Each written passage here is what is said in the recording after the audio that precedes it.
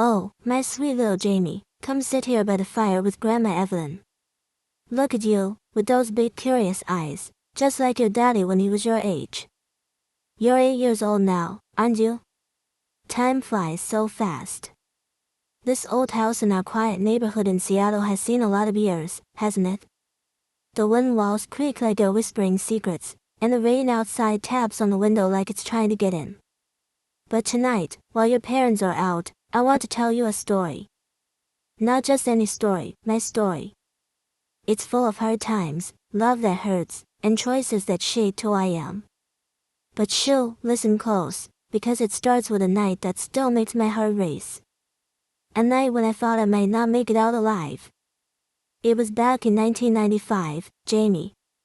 I was 55 then, not too old, but life had already worn me down some. Your daddy, Michael, was 30, married to Sarah, and they had big dreams. They lived in a fancy apartment in downtown Seattle, the kind with shiny floors and views of the city lights. Me? I was just a simple widow, working as a nurse's aide at the hospital to make ends meet after your grandpa passed from cancer. I helped raise Michael after his dad died young, sacrificing my own dreams so he could go to college. But that night, everything changed. Michael and Sarah were going to this big party, a fancy work event for Sarah's job at some tech company. They asked me to babysit you. No, wait, you weren't born yet. This was before you came along. Actually, they had a little dog back then, a yappy thing named Buster. But that's not important. They picked me up from my small house, much like this one, and said we'd stop by their place first. I got in the back seat of their shiny new SUV, feeling a bit out of place in my simple dress next to their fancy clothes. Sarah was all smiles, chatting about the party, the music, the important people. Michael drove, humming along to the radio. We pulled up to their building, and they said, "Mom, wait here a minute. We just need to grab something quick." I nodded, thinking nothing of it. The doors clicked shut as they got out. I sat there, watching the streetlights flicker on the wet pavement. It was raining, like it always does in Seattle. Minutes turned into 10, then 20. I tried the door handle. It wouldn't budge. Child locks, I realized. They had locked me in like a kid. My heart started to pound. Why? I knocked on the window, but no one was around. The car was parked in a dark spot, away from the main road. At first, I thought it was a mistake. Maybe they forgot I was there. But as the clock on the dashboard ticked past 30 minutes, fear crept in. The air inside got stuffy. I couldn't roll down the windows. They were electric, and the keys were with Michael. My phone? This was 95, Jamie, no cell phones like today. Just me, trapped in that metal box, my breath coming faster. Sweat trickled down my back, even though it was cool outside. I banged on the glass, yelling, "Michael." Sarah. But the party was blocks away, and the street was empty. Why did they do it? Flashes of the day came back. Earlier, Sarah had snapped at me for suggesting they stay home more, spend time as a family. "You're always meddling, Evelyn," she said. Michael just shrugged, like he always did, too scared to stand up to her. They wanted a night out without the old lady tagging along or judging. But locking me in? That was cruel. The car felt smaller, the darkness pressing in. What if they didn't come back for hours? What if something happened to me, a heart attack from the panic? I clawed at the door, my nails scraping the handle. Tears stung my eyes. All those years of love, of giving up my life for him, and this is how he repaid me. Hours passed, or it felt like it. Actually, it was 2 hours. The rain pounded harder, blurring the windows. I curled up in the seat, whispering prayers. God, get me out of here. Memories flooded in, raising Michael alone, working double shifts, skipping meals so he could have new shoes. And now, betrayed by my own son. Finally, I heard footsteps. The door unlocked with a beep. Michael opened it, laughing like nothing happened. "Mom, sorry. We got caught up at the party. You okay? Sarah giggled behind him, smelling of wine. They acted like it was a joke, but I saw the guilt in their eyes. I stepped out, legs shaking, the cold air hitting me like freedom. But inside, something broke. That night taught me about betrayal, Jamie. About how love can turn sour if you give too much without boundaries. But that's just the start, my dear. That locked car was the beginning of deeper pains, bitter sacrifices. Sit tight, there's more to tell in the next part of my story. What do you think happened after that? Alright, Jamie, pull that blanket a bit closer. The fire's crackling, but this old Seattle house gets chilly when the rain's beating down like it is tonight. Your little face looks so curious, those wide eyes waiting for more of Grandma Evelyn's story. I'm glad you're here with me, safe and warm. That night in 1995, locked in your daddy's car, it wasn't just a cruel moment, it was a crack in the foundation of my heart. It showed me how far my son Michael and his wife Sarah could go to push me away. But the story doesn't end there, sweet pea. Let me take you to the years that followed, when love and loss tangled up like vines, and I learned what it means to keep going, even when it hurts. After that night, I didn't confront Michael or Sarah. I wanted you, oh, how I wanted to scream at them for leaving me trapped like an animal. But I was 55, a widow with no one else but my son. If I lost him, what would I have left? So I swallowed the hurt, tucked it deep inside like I always did. I went back to my quiet life, working long shifts at the hospital, cleaning bedpans, holding hands with patients who had no one else. But things were different. Michael and Sarah started calling less. Visits went from weekly to monthly, then just holidays. They dropped by with fake smiles, talking about their big careers, their fancy parties. I nod, serve them coffee in my chipped mugs, and pretend I didn't see the distance growing. By 1997, I was 57, and life threw me another blow. The hospital cut back hours for aides like me. My savings were thin. Your grandpa's medical bills had eaten most of it years ago. I started picking up extra work, cleaning houses on weekends. One day, Michael called, his voice all charm. Mom, we're in a bind. Sarah's pregnant, and we need help with the down payment for a house in W. It's for the baby, you know. That baby was your big sister, Lily, who you never got to meet.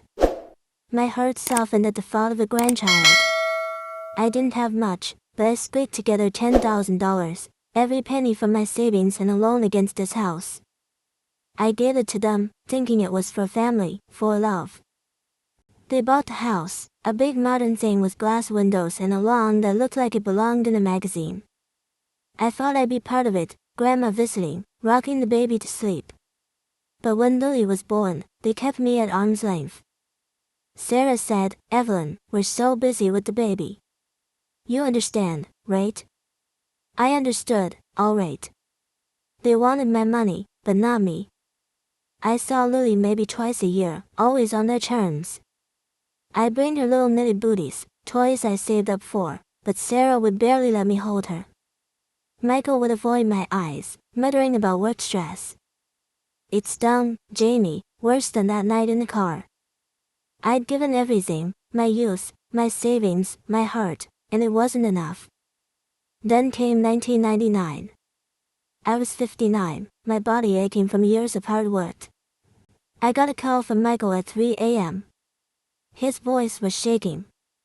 Mom, it's Lily. She's sick.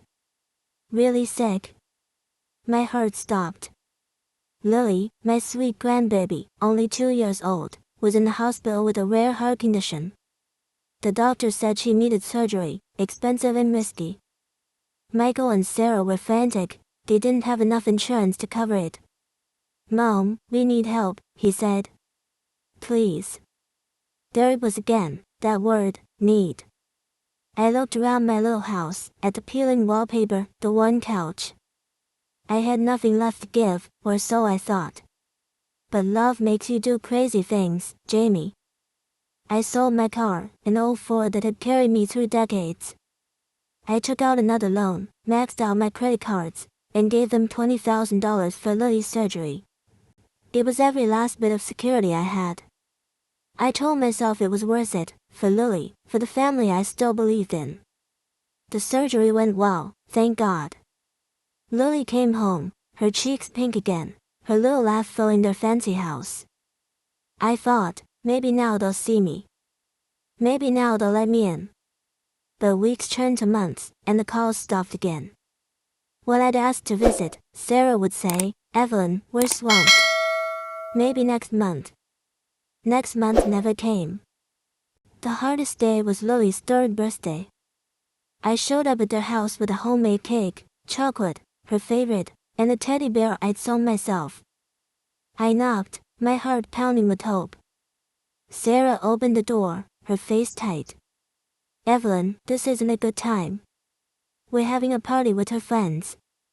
I peeked past her and saw balloons, kids running around, music blaring. Michael was there, laughing with other parents. No one had invited me. I handed over the cake and bear, my hands shaking. "Just wanted to see my grandbaby," I whispered. Sarah took them without a smile and closed the door. I stood on their porch, rain soaking my coat, feeling like the world's biggest fool. That night, back in this very house, I sat right where we are now, staring into the fire. I cried, "Jamie," harder than I had since your grandpa died. I'd given everything, my money, my pride, my strength, for a family that didn't want me. The betrayal from that night in the car had grown into something bigger, a wall I couldn't climb. But Lily's face, her tiny smile, kept me going. I told myself I'd survive this, just like I'd survived losing my husband, just like I'd survived a loved car. I didn't know then that the worst was still to come, that love would ask for one more sacrifice, one that would break me and rebuild me all at once. Let's pause here, sweet pea. The fire's getting low, and my voice is getting tired. But there's more to this story, darker days, and a spark of hope that led to you. What do you think Grandma did next? Did I give up, or did I keep fighting for my family? We'll find out soon. Here we are, Janie, cozy by the fire in this old Seattle house, the rain still drumming on the windows. Your little hands are wrapped around that mug of cocoa, and I can see her hanging on to every word of Grandma Evelyn's story. You're such a brave soul for listening to these hard truths. That night on Lily's 3rd birthday, standing in the rain with my heart broken, I thought I'd hit the bottom. But life has a way of digging deeper, doesn't it? This last part of my story is about the darkest days, the biggest loss, and how I found a way to fight back, not with anger, but with truth. It's about revenge, not the kind that hurts, but the kind that heals and sets things right. Let's finish this, sweet pea, so you know how we ended up here, you and me. It was 2001, and I was 61, my bones tired from years of scrubbing floors and nursing others back to health while neglecting my own. Michael and Sarah had built a shiny life in their Bellevue house, but I was barely a shadow in it. I'd see Lily maybe once every few months, always sneaking in a quick visit when Sarah wasn't hovering. Those moments with her, her tiny giggles, her sticky fingers grabbing mine, were like sunlight breaking through clouds. But the clouds always came back. Michael would call when he needed something, money for a new car, help with a bill. I gave what I could, even when it meant skipping my own groceries. Love makes you foolish, Janie, but I couldn't stop hoping they'd let me in. Then came the day that shattered everything. It was a cold March morning in 2002. I was at home, folding laundry, when the phone rang. It was a police officer, his voice flat but heavy. "Mrs. Evelyn Carter? There's been an accident." My knees buckled. Michael and Sarah had been at another one of their fancy parties, drinking, laughing, living their big life. On the way home, Michael lost control of their SUV on the slick road. The car rolled into a ditch. Sarah died on impact. Michael was in a coma. And Lily, my sweet Lily, only 5 years old, was gone. They'd left her with a teenage babysitter, but she was in the car because they didn't want to bother me to watch her. The officer said they'd been drinking heavily. I dropped the phone, my world collapsing into a scream I couldn't let out. I don't remember much of the days that followed. The hospital, the funeral, the cold weight of grief, it was like moving through water. Michael woke up from his coma after a week, battered but alive. When I saw him in the hospital bed, tubes snaking from his arms, I wanted to hate him. For Lily. For Sarah. For every time he pushed me away. But he was my son, my only child, and his eyes were so empty, so broken. Mom, he whispered, I'm sorry. I held his hand, tears falling, but I couldn't forgive him. Not yet. Not when Lily's laugh was still ringing in my ears.